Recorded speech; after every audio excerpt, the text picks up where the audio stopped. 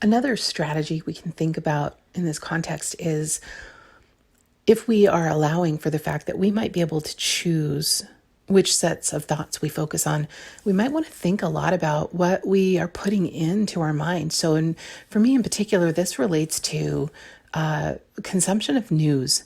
Right now, again, this might be something that feels like a little bit of a lifeline to understand what's happening in the world from having to stay home so much.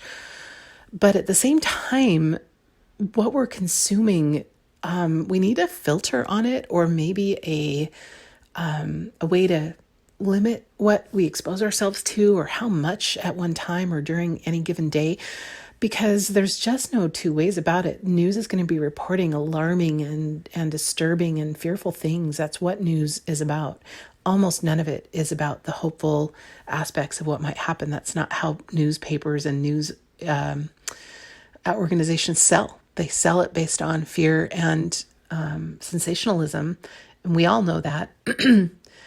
But how do we get what we need to understand what's happening in the world? Well, my recommendation would be to meter it. Maybe don't give yourself more than about 20 minutes a day checking headlines and reading what's happening, unless there's a specific reason to do so, because you're putting in a lot of fear, a lot of makeup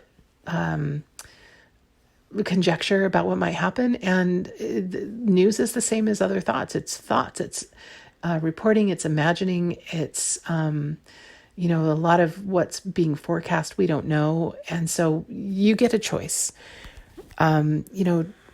to inform yourself enough. For each person, that's going to be a different amount.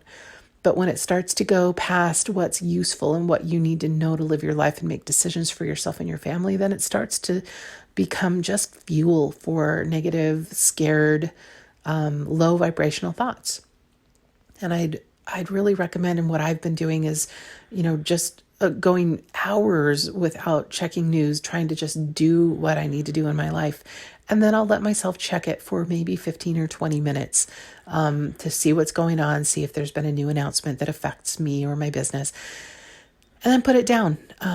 It can be really counterproductive to overindulge, overconsume news right now. And that's one strategy, is to just make sure what you're putting in is as positive as possible.